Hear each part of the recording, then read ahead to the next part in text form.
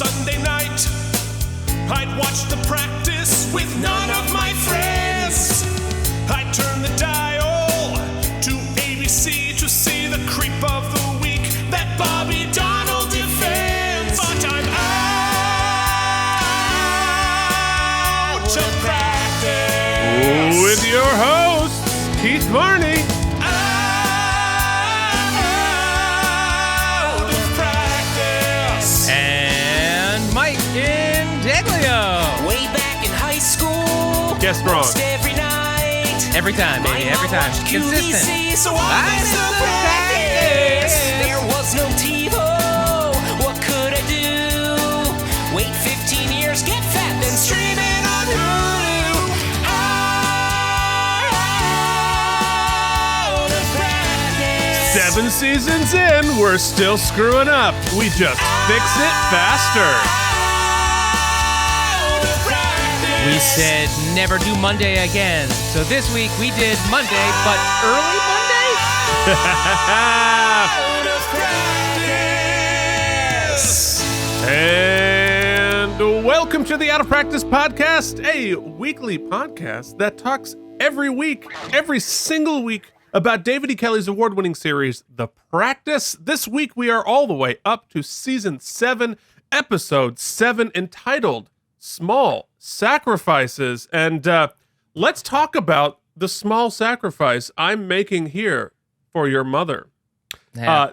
Now, you'll note that today it's not Coke Zero, it's coffee.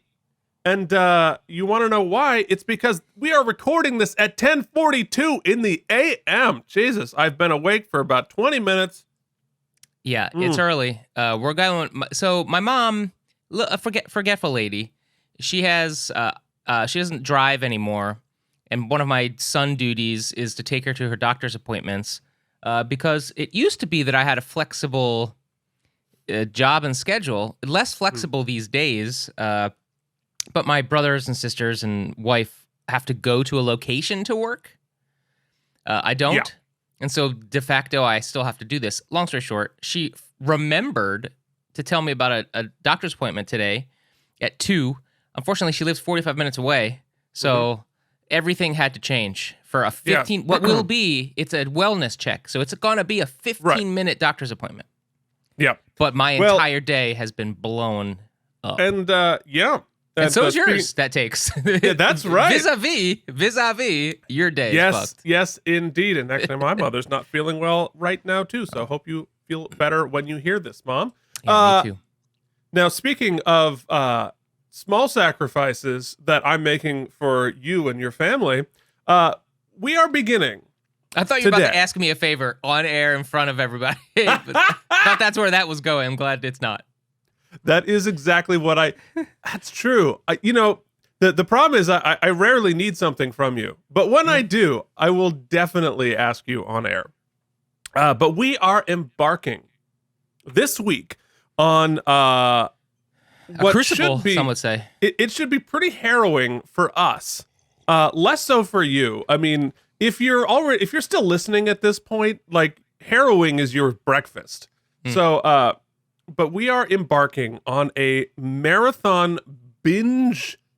What would you call it? Some sort of a punitive self-harm task of recording 4 episodes of each show over this a week period. Yeah, because somebody wants to go do schmerzy schmoys on a schmip somewhere in Schmurup. Yeah. So, well, you know what? It's not even that. That's the fun part. It's to go on a ship. Right now, there is so much intricacy. Tests have to be perfectly scheduled so that they reach certain deadlines. All paperwork has to be aligned. There are online surveys to fill out. There are things, let alone trying to remember how to sing. Oh, Keith, right, there's that. What people on the show know of my vocal talents is a very comical slant. However, I have to go sing the lead on this ship, and I don't sing anymore.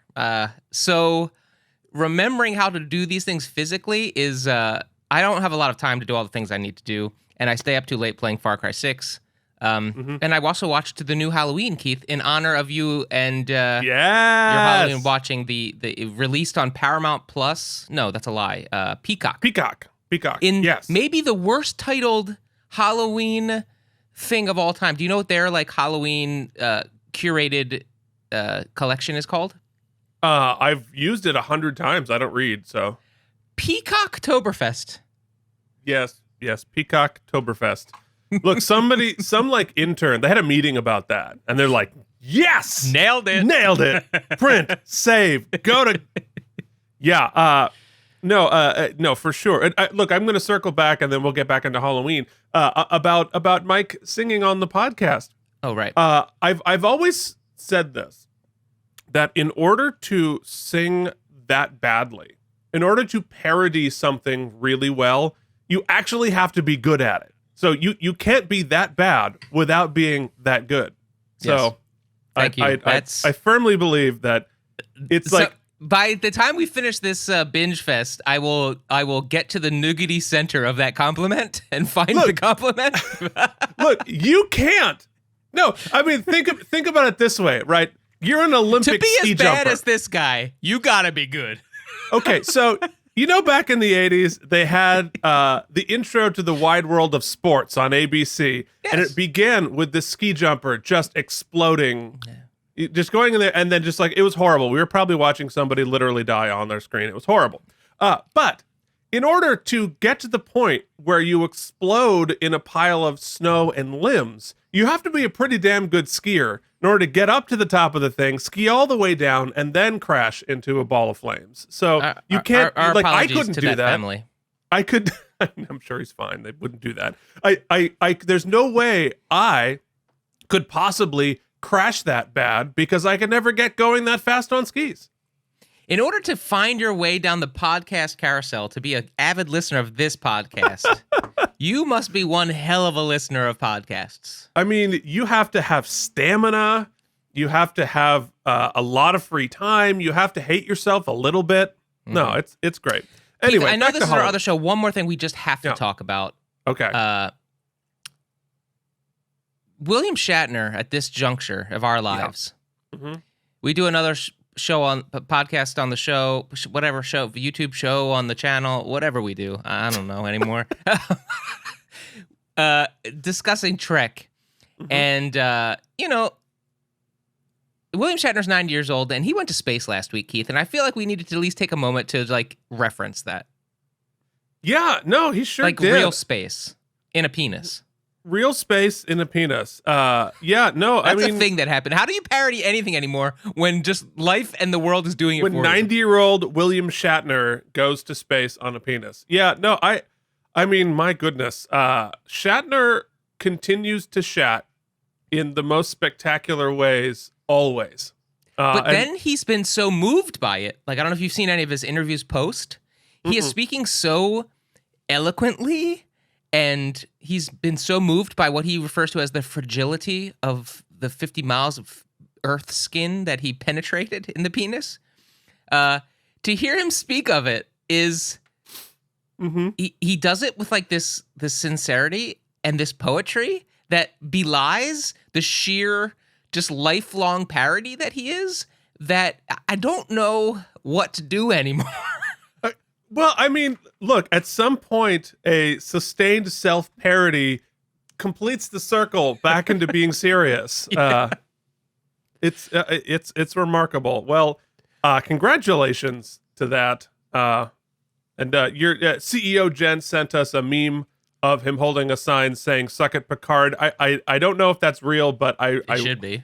Sincerely hope that it would be. And you know that our good friend Jean-Luc Picard will not let that stand, and nor should he. All right.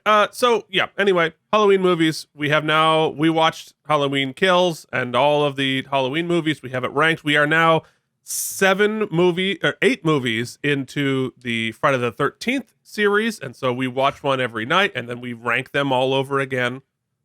So we should maybe do a special episode ranking. Oh, that's fun. Listen, let me real quick. I won't, no spoilers. Not that it matters. They're all the same movie. But Jamie what Lee do you know? Curtis- He goes around killing people. Jamie Lee Curtis, she just filmed all her scenes in like a half hour, right? And like that, she was not really affiliated with any part of that shoot, was she? Well, you know, She's a bottle episode inside of a movie. She is a bottle episode inside of a movie. I mean, I thought she did a good job, but yeah, they sort of did a soft reboot of Halloween 2 where she's in the hospital the whole time. So, spoilers, sorry. But yeah, anyway, we actually really liked it. We liked in our rankings actually. The last two, we put the last two in 2 and 3 in our rankings after the first one. Yeah, the last one prior to this was pretty good, I thought. Like I thought he did a great job capturing the spirit. This one I felt like they tried. Ne'er has a movie tried so hard to make a like societal statement and failed so miserably. Although I have to give credit to Michael C. Hall, who like is pretty badass in this movie. His character's ridiculous, but yeah. Yeah. Well, I mean, you know, they couldn't get Ant-Man Tommy, so they brought back Dead Zone Tommy. Anyway, this is affiliated because it's More TV. We did a More TV. There you go, folks. We talked did. about Halloween. It's not bad. It's fun. You can watch it on streaming. You don't have to go to the movies, so do it. No, it was great. I forced Jillian to come down to the basement. She doesn't like coming down to the basement. And we watched it on the big screen with big sound because Jen liked it. Jen made us stay up late to watch it. I wanted to go to bed, and she's like, "Let's watch it," and we did. Wow. All right.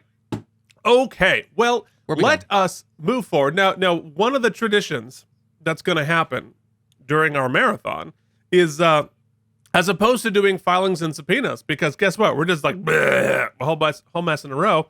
What we're going to do is Mike is going to give you the contact info so you can talk to us about all 17 episodes, and then we'll have an explosions of filings and subpoenas. Do you want to write to us and just share in the celebratory giddiness of Marla Sokolov's recent pregnancy announcement? You can do so. Congratulations. By sharing those on the Instamedia grams at Out of Practice Podcast, or send us an email about your road trip as moderator Phoenix Cage continues his, and you can talk to us about what you're doing this Halloween.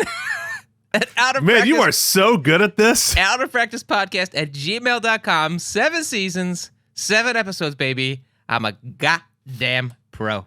Wow. Write us. You can also do us a favor by liking and subscribing on this YouTube video, whether you mean it or not. And if you want to join the jury, do a review. But let's be frank. At this point, it's an exercise in futility. No, right now our reviews on Amazon or on Apple Podcasts, it's more like a memorial than it is like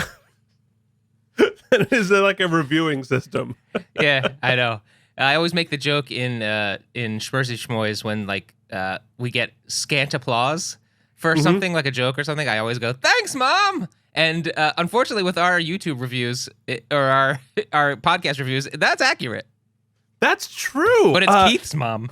But it's, you know what? It's not Keith's mom. Keith's mom has not left us a rating and review. What? No, she has not. And here we are. We featured her on the show. She's been having a love affair with you. That's some BS right there. I'm salty.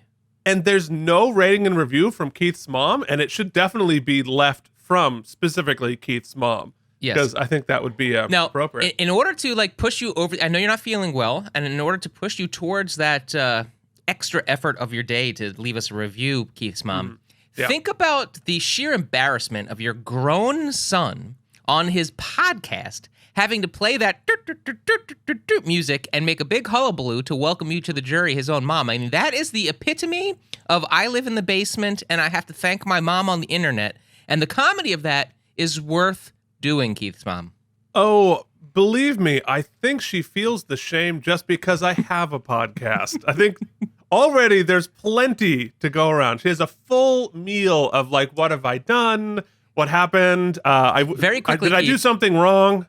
Let me tell you, I was wearing my t-shirt, my podcast t-shirt, and I had someone, I'll keep it vague, ask me, "Oh, that's cool. Is that your show?" I said, "Yeah." They're like, "What's it about?" And I was like, "It's all right." I demurred real hard. find never just mind. let's leave it at, oh, you have a show? That's cool. And a t-shirt? That's even cooler. If you want to get into the subject matter, that's going to ruin some things. So let's let it ride. Yeah, that's all right. The Out of Practice podcast, the one even the hosts don't want to talk about. The one where they learned that their next show will be short. Well, I feel like that is a great segue for us to hop back into the time machine. And folks, we are going back to November 17th, the year 2002. Holy moly, way back then. And let's answer the important question. Mike, what was going on This day in the basement? Why? Well, because it's a segment we do at the end of every show, or the middle of every show. And, Yeah, you're right. Yeah, there you go. Keith, I'm about to turn 41 years old here very shortly. I'll be in the middle of the ocean when I do so. But so many years ago, I turned 22 years old on the 13th of November. I scoured my inbox. I scoured my one little scrapbook for a photograph of that birthday. I could not find it. But I can tell you that I did come home to have some festivities with my family, and that was nice. But in New York, my little New York family, we went to just the peak of poor person birthday celebrations. Mm-hmm. You know it. You love it. It's a New York staple. The 8th Avenue Chevys. Nice. It's a Mexican restaurant in name alone, right. in menu alone. Mm-hmm. It is like the Sbarro of Mexican cuisine, if you will. I think that actually paints the perfect picture. Yeah. And you get, those fruity drinks, and you get a little bit drunk, and you ask if you want to share an app because you're broke. It was a time. It was a time. And if you ever go to New York and you've never been there, listening families, go to 8th Avenue and 42nd Street, and you'd think, oh, I'm in the heart of the universe. This is the center of the universe. But what you'll learn is that when you are there, you're really just in a mall. Well, especially if you're on 8th and 42nd. Yes. You're in a mall. Also, 8th and 42nd is terrible. It's terrible. It's just terrible. But you're right next to Port Authority. Oh. When you just moved to New York, or you've only been there for a short period of time, every time, in fact, this still happens to this day, every time you get out of the subway at 42nd Street, anywhere along 42nd Street, there's that little bit of flutter where you're like, it brings you back to that sort of just like overwhelmed by the fact that you like made it there. Not like made it, but just that you got it there. Those homeless feet on the avenue I'm taking you to. It's actually a street. I've never thought about that lyric. It's the avenue I'm taking you to, 42nd Street.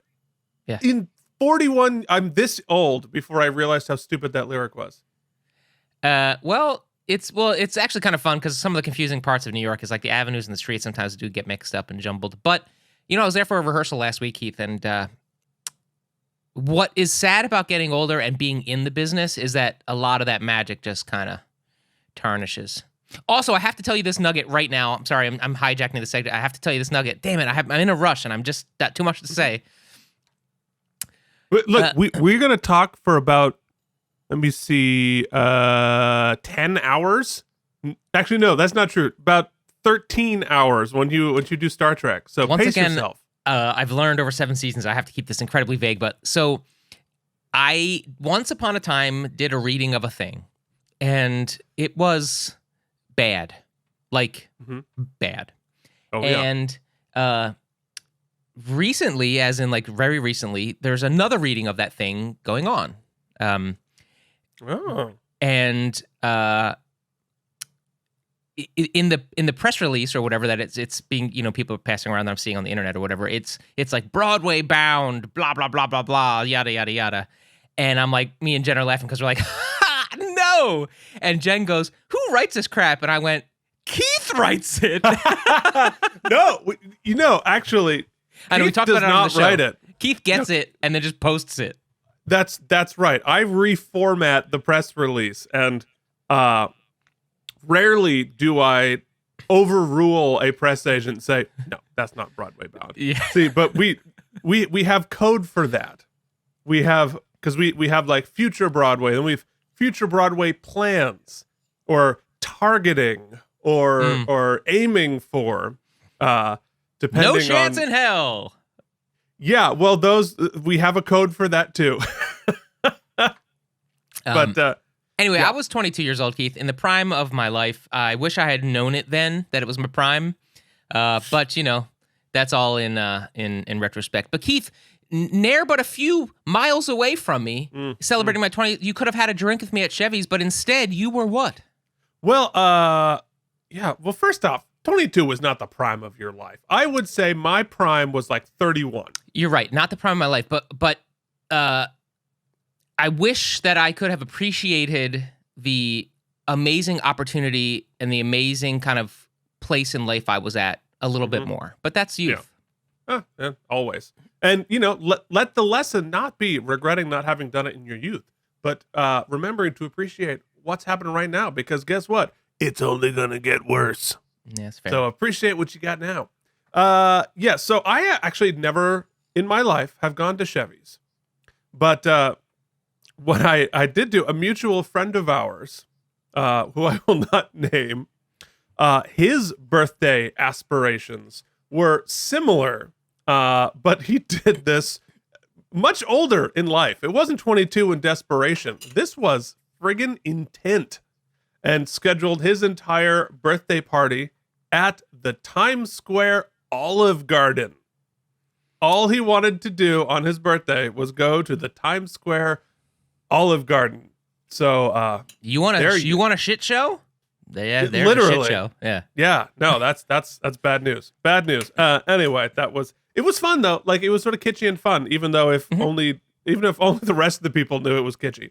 All right. So what I was doing was I went back into my old emails, and I was reading my family, and actually inclusive of my ex-girlfriend from college, were sort of emailing around because we were in the run-up, as I mentioned before, to run up to the war in Iraq, which I wouldn't start until March technically, but they were already firmly working to try to sell us on this. What a great idea! What a terrific idea, and how natural and tied to 9/11 this would be to go to war with Iraq. And so my ex sent me this poster that somebody did with pretty good Photoshop for 2002.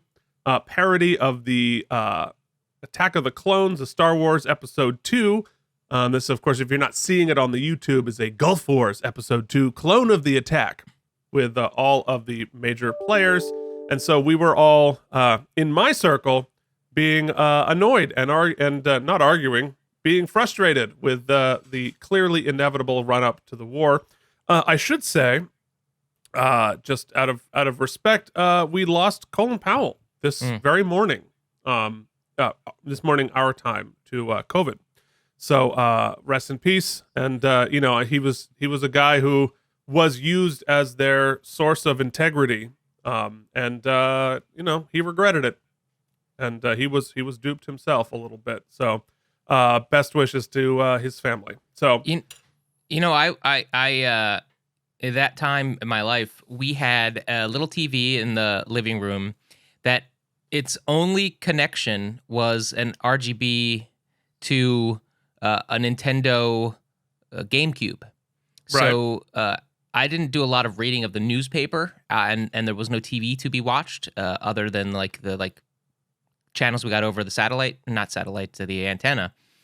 So I was blissfully sort of not as I guess blissfully ignorant to a lot of that until after the fact. Yeah, well, I mean, I was working I'm a news and politics junkie, obviously, everybody knows that, and always have been, but I was also somebody working for 8 hours a day in a temp job in front of a computer, so I had a lot of time to stay up on the news, because I didn't have I never have as much work as I'm supposed to in front of the computer, so which is why, we're recording this podcast on a Monday while I'm been working. Okay, now, I think it is time to, we kind of zoomed out a little bit talking about the war, but let's talk more about the world of 2002. It's time for the Out of Practice Podcast's This Day in the World. The greatest hits, the biggest movies, headlines from Vermont, essential sports updates, and for some inexplicable reason, the weather from 20 years ago. Now back to Keith and Mike. Oh, that's late. Oh, it's That's late. late. It's late. The queue's late, and the two people watching this on YouTube are like, what the hell? We come here for competence. We were continuing, obviously, to be listening to Eminem's Lose Yourself, and now we're listening to a piano tutorial on how to play Lose Yourself on the piano. I think if you're doing that, you might have already. The local paper talks about, the Burlington Free Press talks about hunters hit woods with new worry. I don't know what the worry was because I didn't pay for anything but the thumbnail, but hunting in Vermont in November is obviously a big deal up in Vermont. That was something we dealt with every season, eventually having to post, because we're not necessarily against hunting, but we certainly don't want people wandering around our own woods with rifles, so we had to post. So that was a thing. Meanwhile, the top movie was Harry Potter and the Chamber of Secrets, number 2, the second Christopher Columbus Harry Potter, which I thought was much superior to the first one. Tonally, it was still pretty much for kids, but I kind of like, a lot of people hate that movie, but I'm a little bit I kind of enjoyed it. It's a guilty I did too. pleasure. I did too. I had never watched the Harry Potters, or I'd never read them, and so the movies were my first entry into them, and I really enjoyed them. I just liked Columbus. This sort of magical whimsy was something that you didn't get a lot on screen, and the CGI for its time was very good. For the second movie, the first movie was terrible. Yeah, terrible. It did sort of devolve into just like magic wand laser beams subsequently to that. But what this movie did was, prior to going to see it, since I had read the books, I decided to listen to the audiobook of the second book. Jim Dale. And that is where things changed for me. To this day, I've never heard a better audiobook performance than what Jim Dale did for all 7 of those books. Yeah, agreed. Too bad our author lost her mind. All right, let us move forward and talk about why everybody's here. It's time for sports ball. The New York Football Giants beat Steve Spurrier's Washington racist names 19-17 at Giant Stadium. Jeremy Shockey caught 11 balls for 111 yards, and Matt Bryant kicked 4 field goals for the G-Men. The Eagles pasted the Cardinals 38-14 behind McNabb's 4 touchdowns and Deuce Staley's 135 yards rushing. Eagles were 7-3 after 10 weeks. I would be really impressed if the Giants won 3 games this whole season. When the Dallas Cowboys are the class of the division, that's when Keith and Mike really are having a great time watching football. Yeah. Yeah. At this point, I've thoroughly devolved into hate watching. We really jinxed the Chargers yesterday, you and I, because we mentioned them. Yeah. Anyway, it was terrible. Oh, you know who else is angry and salty? This guy. Yeah. Here it is. Where is it? There it is. I'm a human being. God damn it. My life has value, and I'm not going to take this anymore. It's time to The one time we didn't try it lined up. Okay, folks, mercifully, we are talking about The Practice, Season 7, Episode 7, Small Sacrifices. This was, of course, written by David E. Kelley. He's writing them all now. He's back. Ally McBeal's canceled. He's crushing it. And it was directed by Christina Musri, who last directed on Convictions, which leaves us with only one important question.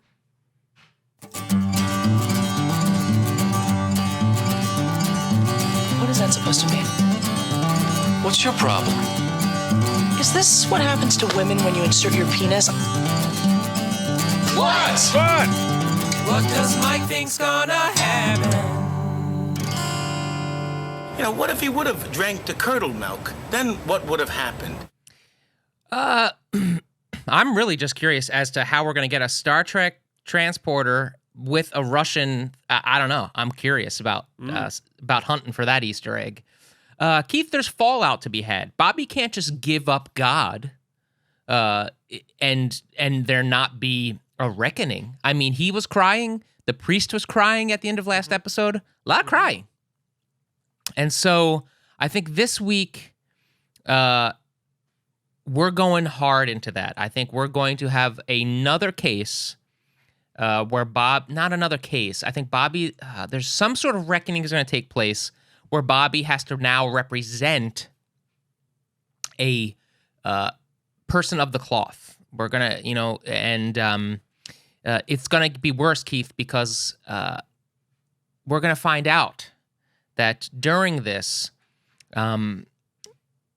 this person of the cloth is a female, or she works for the church or around the church somehow, and Bobby is going to, guess what, Keith?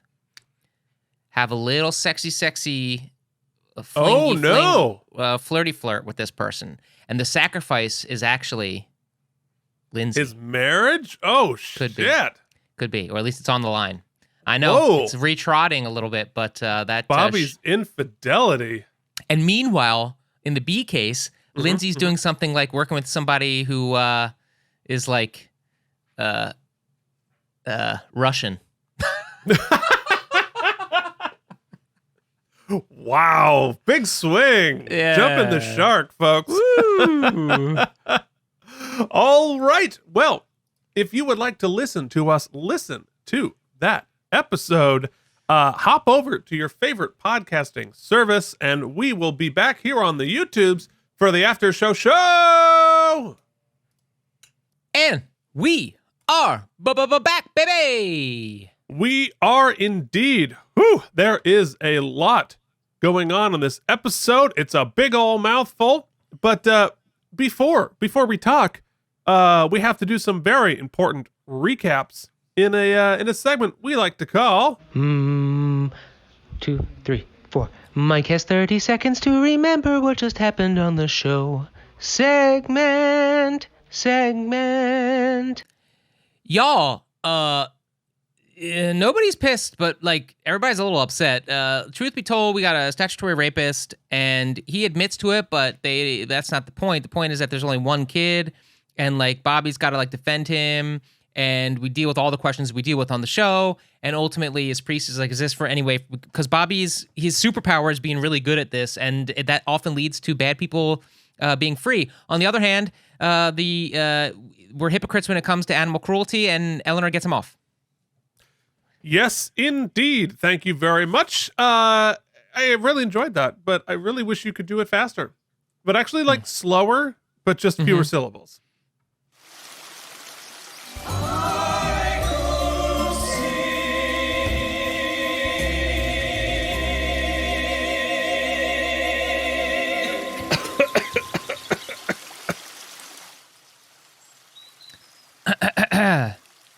Sacrificial goat. A boy, statutory rape. We're all hypocrites. Yeah, okay. I don't think that necessarily followed the rules, but I am with you. Thank you so much for the hypocrites. Wait, it didn't? We are all hypocrites. We're all. Contraction, buddy. I didn't hear the contraction. I retract my Oops, that's not right. Like, and of course, like, I retract two things. One, I retract my statement, but I also retract, like, why am I the asshole who, like, counts it every week? Well, because who is that rules, guy? Keith. Why am I that person? I'm embarrassed to be the person who, with my fingers, counts them out as you say it. I'm a terrible person. I retract it. We got stuff to do. You've apparently retracted, my Ladies face. and gentlemen, the Out of Practice podcast, in unofficial, unsolicited, unfactual association with David E. Kelly Productions, proudly present Oopsie. The Oopsies! Celebrating excellence in acting good, lawyering good, guesting good, and being Tom Brady. Not to mention, this is where we rate the episode and stuff. Now, here are your hosts, Keith and Mike. What the hell are the Oopsies? Well, Jackie, they are a fake award show that begin every week with you really couldn't do this unless you were actually a really good singer.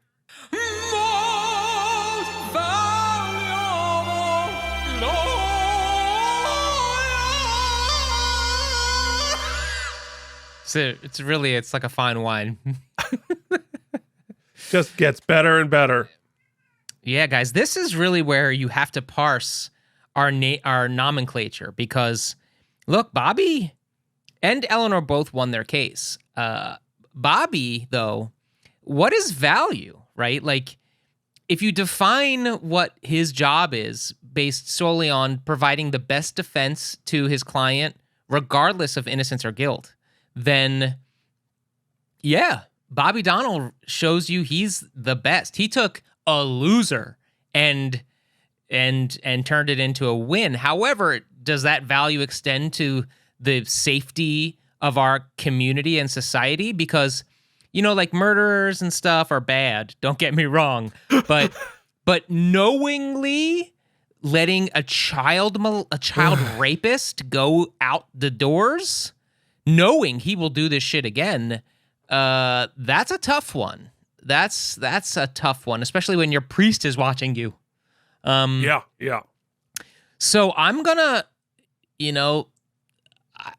go with the Ellenor case, which I think is a little bit, I don't want to say black and white, because it's not, but it is indicative of the gray area of our society, right? The hypocrisy of our society, and as us as consumers, not the global us, not you vegan listener, because you're on the right track.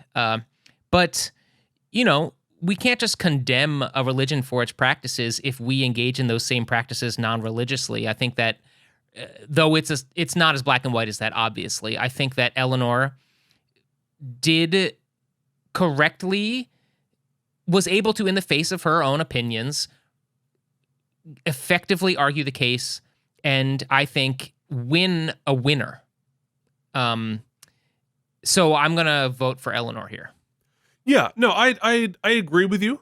I think Ellenor wins because she, you know, rightfully, and I think she wins and she loses, right? Because she rightfully points out our own hypocrisy and our own participation in this type of a thing, in animal cruelty, and I'm glad that she did, and I think that's important, and I think that you know, that was valuable, both as a defense, but also as a just television arc. On the other hand, what we should do about it, I think, is where it went backwards. So instead of pointing out, oh, we're all doing it, so like, if we're all doing it, let's all just keep doing it. The result, and of course that's not what Ellenor's job is in this moment, but like the result should be like, oh, we should all stop doing it, not all keep doing it. But I don't know. She did a really good job there, and within the narrow, you know, and again, this whole episode is about within the narrow context of the law, within the narrow context of what they're doing. She did a good job. So congratulations, Ellenor, on your MVL. Coming up next, everybody stretch. Already famous cause you've been on TV, getting a paycheck, or the first entry on your IMDb. Way to go, but you're the best guest actor. You are the best guest actor. You are the best guest actor on the episode. Oh yeah, make that a GIF.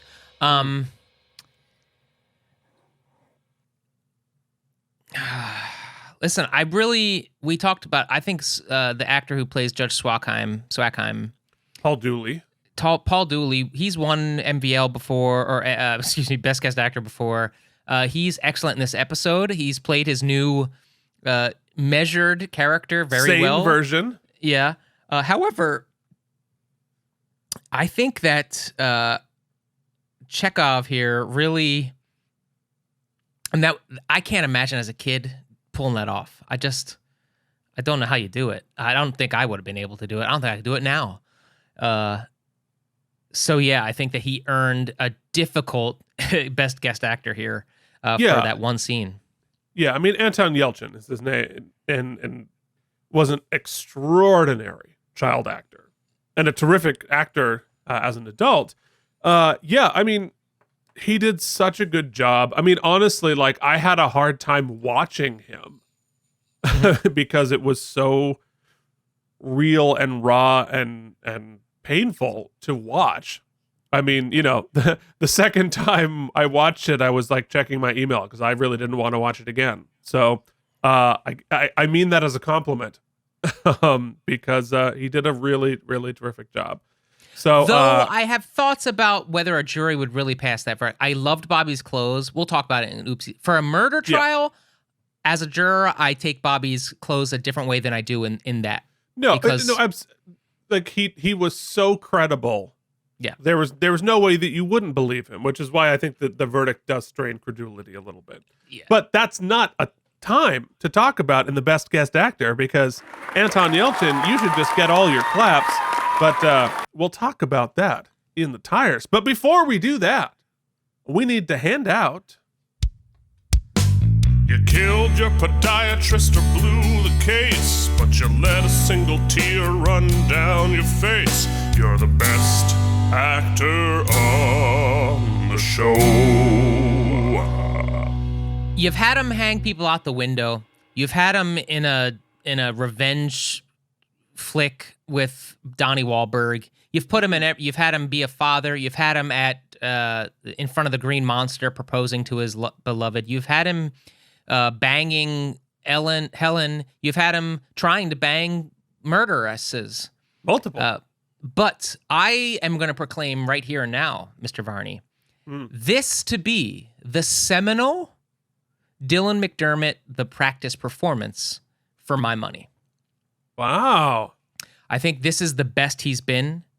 I think it was powerful. It was complex. It was plotted. It was specific and surgical in its beats. I think he knew when he saw this script that this was just some of the best Bobbying to Bobby, and did it without the crutch of having to play off his wife. This was all Bobby, and it's interesting. It gets his performance. It gets complicated when Lindsay's there because they write him weird as a husband. So they let this be. Right.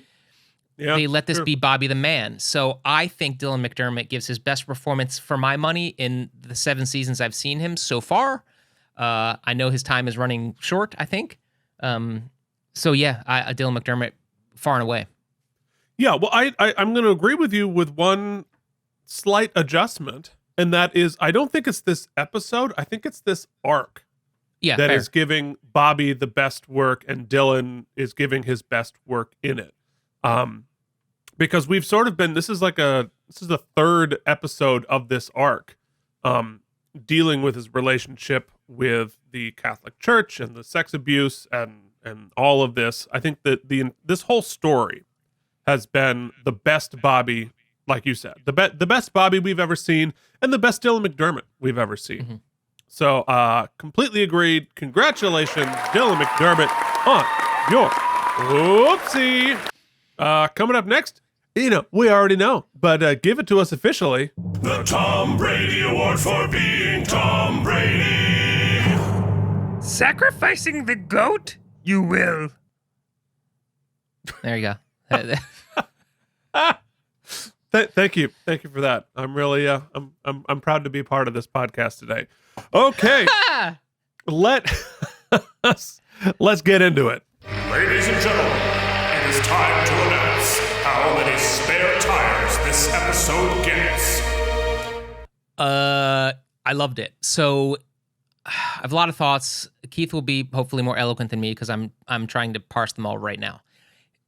Not only was it the best acting we've seen from Dylan, I think that I haven't been able to catalog them all right here in my mind, but in recent memory, I'll say, if not in the entire run of the show, this has been the most realistic and well portrayed, the whole arc, specifically this episode, thesis statement of the show, right? We used to try to do it in those bar scenes, and now we've been able to find a way to integrate it into the two main cases of the episode and show the ramifications morally, legally, ethically. We didn't do it, and sometimes when we take on cases where we're kind of representing the bad guy or the moral bad guy, let's say, the ethical bad guy, they frame us as sort of a villain, or they overplay the hand, right? They like almost crook the camera, like old Batman series. And that wasn't the case here. We knew it was a struggle, but we also knew it was our duty. Even in Bobby defending it to the priest in the bathroom, and his clothes was like magical Bobby. You know, that was basically all he could do, right?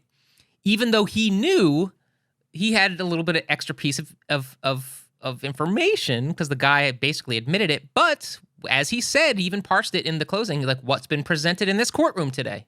Right. I just thought that yes, it's slightly over dramatized. It's television, but that is what's going on every day in our justice system, every single day. That's the whole point of this show, right? And sometimes we got somebody we really want to defend because they're being accused wrongfully, and sometimes we are defending vigorously people because Swakheim said we had to. I thought in the other case, the point of that was true. Like, look, you and I have spoken about religion ad nauseum, but at the end of the day, we still believe in your right to practice freely, and to just out of context condemn somebody, their behavior, because we think it's outrageous. Well, that's, we could people made that judgment on people's sexuality not but a couple years ago and tried to prove that legally in court. And so taste and those type of things change in our country, and this seemed unfairly persecutorial. Persecutorial? Sure. Yeah. Anyway, and I thought the way Ellenor dealt with it and run the case, I thought it was great. And I thought the use of footage, though visceral, was a good juxtaposition to show that, what I said in the oopsies there is that, look, the truth is we're all hypocritical. We're all hypocrites in one way or the other. Our legal system is founded, our whole country is basically a big hypocrisy, but we're trying to, the legal system at its core is trying to set up hard and fast rules, but with enough loopholes that there can be some adjustment, even though we want it to be rigid, right? It's a conundrum. So I think it's awesome. In the Bobby case, the nit I have is that it's hard not to put yourself in the jury, right? And as a juror, like you said, if that's a murder case, I'm 100% there, right? There's one. You need to. I need to feel beyond a shadow of a doubt. But in this kind of in a one witness rape here, aren't we? He said we're the superpowers, right? Or then he said something in his close about like you're the hero, right? You have to be the hero. Right. He's right, but I take that as it's because no one was there to witness it. We have to protect these kids. We got to protect this kid. And yes, it is he said, she said. And yes, there's no forensic evidence. And yeah, maybe he's a fuck up in school and or he lied one time or smoked weed one time. But clearly this kid raped him. They showed no reason why he would have lied. They showed no reason why he would accuse this guy. They showed no reason why the kid didn't say, oh, he beat me so much, right? I don't think it serves the narrative as much as the writers thought it did, because the same Bobby's struggle is the same if he loses the case, right? And then it even puts a different. So I did all that. I basically sold my soul or whatever you want to call it. That's what Bobby's struggling with, and I lost anyway, right? Right. And I question a little bit why Swakheim, that look, what was that look supposed to tell us at the end? That seemed a little heavy-handed. I didn't quite catch what that was. But some other compliments I want to throw out. The performance is astounding. the restraint showed, the direction of this episode. Shout out the director again from IMDb. Christina Musri. I thought it was excellent. The restraint in the scoring choices, the restraint in certain things, not having Jimmy throw a punch at the end, not having Bobby do anything at the end. The subtle touch of having Helen step in front of the defendant so that we could see the kid, because we could see the kid struggling slightly. None of that was telegraphed. None of it was overt or too big. It was all subtle but effective. It helped. Yeah. The use, the way where they set the camera, how the focusing was done, all of it really excellent. Subtle touches, like I'm not gonna, some of the, like you had mentioned during the run of the course, like what portraits were hung, how the set was dressed in certain rooms, like it's all. Sometimes it feels a little like not paid attention to, i.e., 700 bottles of grape jelly. But in some episodes, it feels intentional, and that if you want to go that extra deep well and interpret some political overtones, you could very well find them. I thought this was, and as the close of an arc, I don't know the close, but as the continuation of a really specific arc about a taboo subjects, religion, sexual abuse. It was handled with respect and care, I thought, but also in not a specific viewpoint, not like a here's what you should think, but that can sometimes feel like a cop-out. But somehow they were able to frame it, that hypocrisy, the sort of two-sidedness, the gray area, as a thesis statement.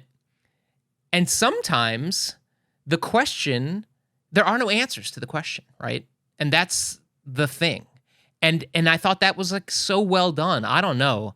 I think it's pretty close to a masterpiece episode. I'm going to go 9.3 spare tires. Wow. Yeah. I felt strongly about it. Yeah. Well, I mean, it's not an episode that you feel not strongly about. I mean, it's a really it gets in there kind of an episode. Yeah, so I agree with you on all of that. I think particularly I thought your points about the direction of it were really well put. And I agree with it. And I think both of these cases are continuing some of the themes of the season, about freedom of religion. Right. And because we just did the Christian Science case and sort of debating about what are the boundaries of religious freedom in this country. And I think that it really comes down to, we know that we have the freedom to believe whatever we want, anything. However, we do not have the freedom to do anything, regardless of what we believe, and sort of pushing the boundaries on that. And this case was interesting because I think that we had the interjection of, because we're saying like, hey, it's against the law to be cruel to animals. Well, but we all are. So is that, can we draw the line here and not get into scientific testing and not into hunting and not into our food processing situation, which, like I said, I think that within the bounds of the case, Ellenor did exactly the right thing. But hopefully maybe an episode like this makes us think like, well, as opposed to saying, well, everybody just like, let's all go for it scot-free. Like I said before, maybe we should re-examine whether there's any excuse for cruelty, regardless of whether it's religious or commercial or entertainment, whatever it is, and start to re-examine those things. On Bobby's case, I think, like you said, this is a really good distillation of the difficulties of being a defense attorney and what your obligations are and what role you play in the system. As far as his priest's outrage about the hypocrisy of that. To this, I say, spare me your fucking outrage, because fuck you. And I'll tell you why. The legal process that Bobby is a part of is designed specifically to protect the innocent, and is occasionally going to err on the side of innocent. And the consequence of that sometimes are bad shit happens while you're trying to protect the innocent. And sometimes a guilty person goes free. That is better than an innocent person being found guilty. There is a system. We have agreed to this as a way to protect people, protect the innocent. What the Catholic Church did, and what Bobby is pissed about, is that protecting the abusers, they were protecting the guilty. Their system, their behavior was designed not to protect the innocent, i.e. the victims. What their behaviors were to protect the guilty directly. Not, I'm going to protect the innocent and by accident sometimes protect the guilty. They were specifically and intentionally protecting the guilty. So it is not a fair comparison, to which I say, fuck off. I don't disagree with you. However, I can't tell. Are you condemning the writing for that? Because no. Okay, I'm not condemning. Okay. No, I'm not condemning the writing at all. Because I feel that I thought what. Let me just interject. Yeah. And you can comment on it. I feel like that when they have the priest in a subsequent scene basically admit to. This is personal, because what you're saying right now. I always thought of the church as my parish, and so Bobby's anger towards the situation he's taking personally rather than where it's designed, right, or where it's intended. Right. No, and I think if I have any criticism of the writing is I wish they had made that point a little harder. Mm-hmm. That the the priest does come back a little bit and be like, yeah, I was a little coming off a little half-cocked there. But I think it could have been, what is the objective of what's happening right here? Are we trying to protect the guilty, or are we trying to protect the innocent? And there are going to be consequences to both sides. And I think that I think the question he leaves with Bobby is unfair. I mean, that's not the writing, but it's unfair to say, we need this. We need defense attorneys, but they shouldn't be Catholic people, because is that any way for a man of faith? We need defense attorneys, but it shouldn't be you. Like it should only be bad people. Yeah, and which and look, let me be very clear. What happened in the outcome of this case was a travesty, and this character should have been punished like you wouldn't believe. And it is absolutely a tragedy. Yes, because that it worked out the way it did. In episode we lauded for its restraint, they just couldn't resist that gotcha ending a little bit, just to prove some point that it doesn't really prove. Although I think we're looking at that outcome being unrealistic through the lens of 2021 and not of 2002. Fair. Because we are post-reckoning and deciding that, hey, you know what, why don't we believe the victims? And back in 2002, that was the obligation was on the victim to prove it, not on and so it was I think in 2002 that was a more believable verdict that we got than it would be necessarily today, because you and I watching, how could we not believe him? Well, we're in the midst of, let's not say post. In the midst of. Yeah, we're not post anything. We'll never be posted. Yeah, you're right. You're right. But all that said, I mean, I think it's a very good episode. I think it was very well written, very well acted. I like the continuation of this debate. I wish, there's a part of this that David E. Kelley still has not internalized the importance of the defense attorney's role in the justice system. He gives, he articulates that side of it, but I still think he's wrestling with it as opposed to having accepted that it's a necessary part of the process. And it shows up a little bit here in the lack of clear articulation of the difference of why the priest's accusation of hypocrisy isn't an apples to apples, why that doesn't really make sense. That I would have liked to have seen that articulated a little better. That said, it's a very good episode. I don't think I'm a 9.3, but I'm going to give it an 8.9. Okay. That's good. That's a good average there.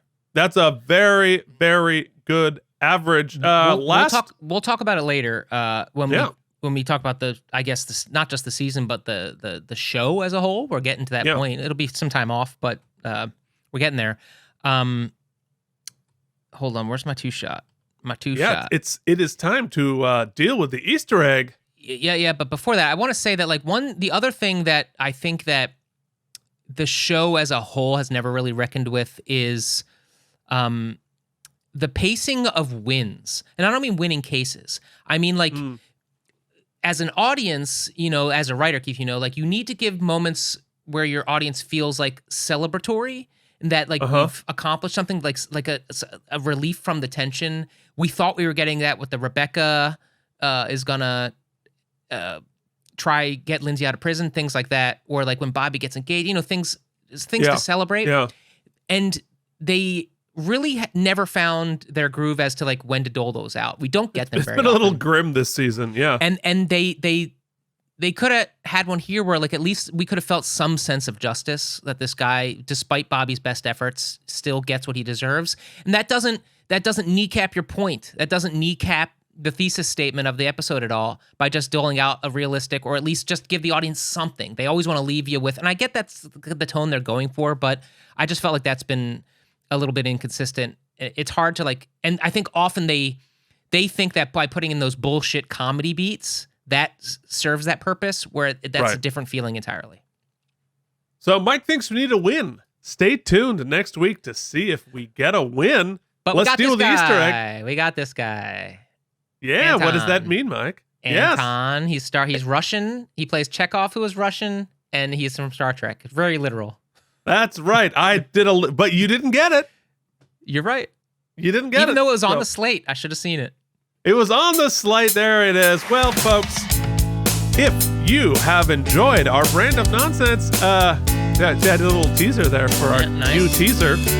Check us out on the Facebook and Instagram at Out of Practice. Out of Practice Podcast. You can also email us at outofpracticepodcast@gmail.com. Please leave a note at the memorial, sign in, and leave us a rating and review on Apple Podcasts or any other service of your choice. Send us an email. Let us know that it's there so we can read it and welcome you to the jury. And thank you. And speaking of people we'd like to thank our founding sponsors, Jorge Novoa, Cloud Lover 69, Leanne Wright, Jennifer Masanova, and Ari Kuhn. Did you know, Keith's mom, you can be one of them? Don't just leave us a comment on the reviews. Send us some money, Keith's mom, for the love of God. You can do so by clicking the show notes to leave us a one-time donation or a monthly contribution. You can also check out our Star Trek show where we look at Keith's Star Trek toys and so much more. In addition, let me just say, for the first of my many shitty go-aways for the episodes, no more QR codes. First thing, set your phasers to fun. Join us for this binge week and shoot off some laser sounds. Laser sounds. Thank you for watching KME Entertainment. If you enjoyed our particular brand of nonsense, please like and subscribe.